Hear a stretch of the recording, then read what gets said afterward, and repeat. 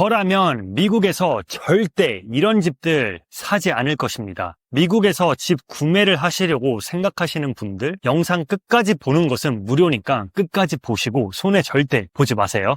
안녕하세요 여러분, 빅4 회계사 출신 리얼터이자 부동산 투자자인 벤 피셜입니다. 저는 부동산 투자회사에서 금융 디렉터로 일한 경험을 바탕으로 컨텐츠 제작하고 있습니다. 여러분이 보셨을 때 이 집과 이 집 어떻게 보이시나요? 미국에서 집을 구매할 때 피해야 손해보지 않는 그런 집들이 있습니다. 겉모습은 완벽해 보여도 그 안에 숨겨진 리스크가 많이 있을 수 있기 때문이죠. 이런 집들을 사면 큰 돈과 시간을 낭비할 뿐 아니라 미래의 집을 팔 때 손해 또한 볼 수 있습니다. 오늘은 제가 여러분들에게 절대 미국에서 사지 말아야 할 집을 구별하는 방법을 알려드릴 텐데요. 이 체크 포인트만 알아도 여러분도 전문가처럼 똑똑하게 손해보지 않고 집을 살 수 있습니다. 영상을 만드는데 많은 시간과 노력이 들어갔는데요. 미국 부동산에 관심 있으시다면 좋은 정보들 공유해드리고 있으니 구독과 좋아요 눌러주시고 여러분의 생각도 댓글에 달아주시면 감사드리겠습니다. 그럼 바로 시작해보도록 하겠습니다. 첫 번째로 절대 사면 안 되는 집은 퀄리티가 안 좋은 플리핑 하우스입니다. 플리핑이랑 오래되고 고쳐야 될 것이 많은 집을 사서 짧은 시간 안에 리모델링을 하고 되팔아서 수익을 얻는 방식을 이제 말합니다. 이 비즈니스를 하는 사람들을 플리퍼라고 하죠. 제 주위 사람들도 하고 있고 저도 관심이 많은데요. 하지만 특정 플리퍼들은 이익을 극대화하기 위해서 굉장히 저렴한 자재들을 사용하거나 집의 중요한 부분들에 대한 수리는 생략하고 비싼 가격에 팔기도 합니다. 캘리포니아의 LA나 OC 같은 지역은 50년, 100년 이렇게 오래된 집들이 많아서 집을 많이 보다 보면 플리핑이 된 집들을 번번이 볼 수 있습니다. 근데 많은 바이어분들께서 새 창문과 새로 페인트 칠이된 외관,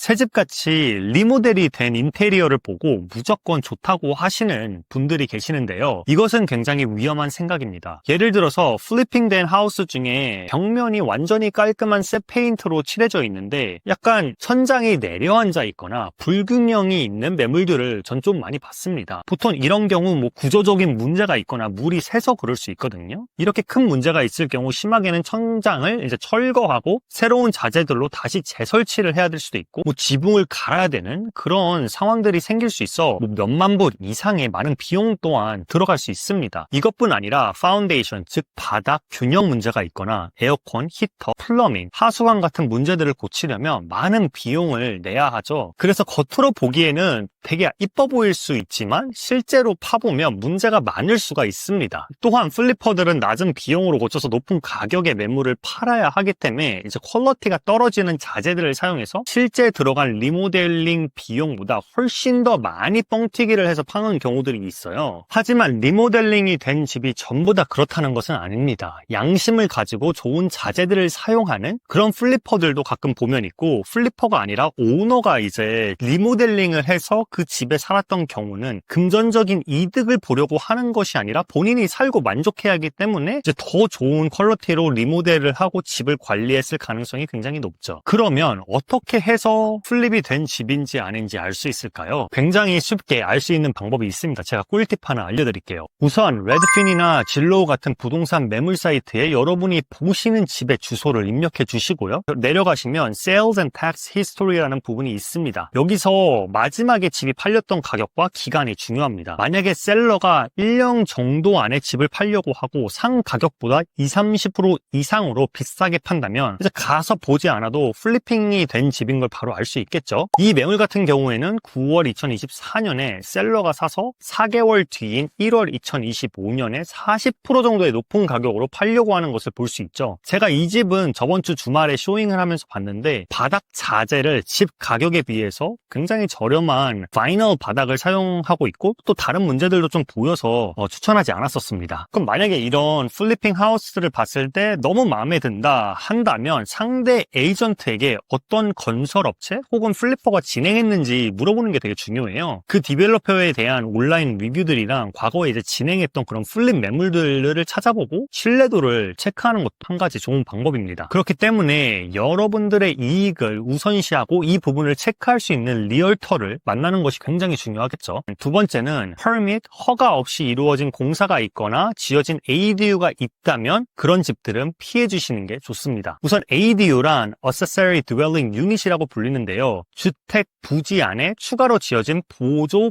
주거 공간을 이야기합니다. ADU는 이제 여러 가지 형태로 지어지는데요. 뭐 분리형으로 기존 주택과는 별도로 독립된 건물로 지어진 것도 있고, 기존 주택에 붙어서 지어진 공간도 있고, 뭐 차고를 개조할 수도 있고, 지하실을 개소해서 사용할 수도 있습니다. 특히 캘리포니아 같은 주에서는 주택 부족 문제를 해결하기 위해서 ADU 관련 레귤레이션들을 완화하고 있어서 많은 분들이 러 사이즈의 여분이 있다면 이제 합법적으로 짓고 있으시죠. 또한 짓는 가격이 팔리는 가격보다 싸기 때문에 나중에 집을 파실 때 금전적인 이득을 볼 수도 있고, ADU를 만들어서 뭐 롱텀 렌털로 이제 돌리시는 분들도 계십니다. 근데 문제가 집들을 보고 다니면 불법적으로 지어진 이런 ADU가 있습니다. 즉 정부에게 허가를 받지 않고 지은 것이죠. 허가를 받지 않고 짓는 이유는 여러 가지가 있는데, 뭐 설계비, 신청비, 검사비 등 이제 비용을 절감할 수 있고, 검사를 안 받아도 되니까 시간도 단축할 수 있고, 또한 재산세를 피할 수도 있죠. 그렇게 있기 때문에 여러 가지 이유들이 있습니다. 하지만 이런 불법적으로 지어진 집을 사게 되면 그만큼 위험 부담이 있게 되는데요. 만약에 걸리게 되면은 이제 코드 바이올레이션으로 벌금을 부과하거나 불법 건축물을 철거하라는 그런 명령도 내릴 수 있습니다. 어떤 경우에는 옆에 살고 있는 주민들이 찌른다고 협박하고 돈을 달라고 하는 경우도 있고요. 정부 검사를 안 받았으니까 구조적으로 안전성이 괜찮은지도 문제고, 나중에 전기 배선, 배관, 난방, 냉방 시스템 같은 그런 큰 문제가 생길 위험도 크겠죠. 또한 융자나 보험 승인 받을 때도 문제가 있을 수 있고, 판매 시 잠재 구매자들이 또 꺼려할 수도 있어서 제가 못 받고 이제 팔 수도 있게 되는 거예요. 제가 최근 플러튼에서 보고 온 집이 굉장히 이쁘고 위치도 좋고 가격도 괜찮았는데 주차장을 불법적으로 ADU로 변경했더라고요. 이런 경우 최악의 상황에서는 이 ADU를 다시 주차장으로 컨버트를 해야 될 수도 있습니다. 굉장히 많은 돈이 들겠죠. 그렇기 때문에 반드시 집을 사기 전에 리얼터분과 그 상대 셀러에게 퍼밋에 관한 부분을 확인하고 진행하시는 게 좋습니다. 세 번째로는 바로 시끄러운 그런 길가에 있는 집입니다. LA 살면서 저는 진짜 시끄러운 지역을 많이 경험했는데요. 여러분이 만약에 상관이 없으시더라도 소음 문제가 있는 집들은 미래 구매자들에게 매력적이지 않을 수가 있습니다. 즉 집 가격이 많이 안 오를 수 있겠죠. 그럼 소음이 많은 집인지 어떻게 알 수 있을까요? 첫 번째로 집을 사려고 하는 동네에 렌트를 하는 사람이 많은지, 아니면 집주인이 거주하는 사람이 많은지를 확인하세요. 이건 굉장히 중요한 정보인데요. 온라인에 써보시면 간단히 나오는 그런 인포메이션이고, 또한 에이전트에게 물어보면은 오너 투 어큐펜트의 비율 또한 이제 찾아줄 수 있거든요. 아무래도 오너들이 많이 살고 있는 지역이 조용한 경우가 많습니다. 또한 집 바로 앞이나 옆이나 뒤쪽에 학교가 있거나 상업용 빌딩 등이 있는 경우 아무래도 많은 사람들이 왔다 갔다 거리기 때문에 교통체증도 심할 수 있고 소음 또한 클 수 있겠죠. 그리고 보통 많은 사람들이 아시는 자동차가 많이 다니는 메인 스트리트나 고속도로 기찻길 혹은 메트로 근처에 있들은 조심해야 돼요. 주변에 차가 많이 다니면 폴루션 때문에 건강에 안 좋을 수도 있고 소리도 굉장할 수 있습니다. 뭐 패디오가 있어도 나가지도 못하겠죠. 근데 끔 가다가 메트로 근처에 있는 콘도들은 또 의외로 잘 팔리고 가격 상승돼도 괜찮은 경우들이 있더라고요. 그 이유는 이제 콘도처럼 조금 더 싼 집들은 자동차 없이 메트로로 출근하는 사람들이 가까워서 선호할 수 있기 때문입니다. 그래서 그 지역의 매물들을 분석하고 잘 알고 있는 리얼터와 이제 상담을 하는 게 굉장히 중요합니다. 제가 추천드리는 또 한 가지는 집을 구매하기 전에 집을 살 지역을 아침, 점심, 저녁에 운전해 보면서 그런 분위기들을 살피는 것입니다.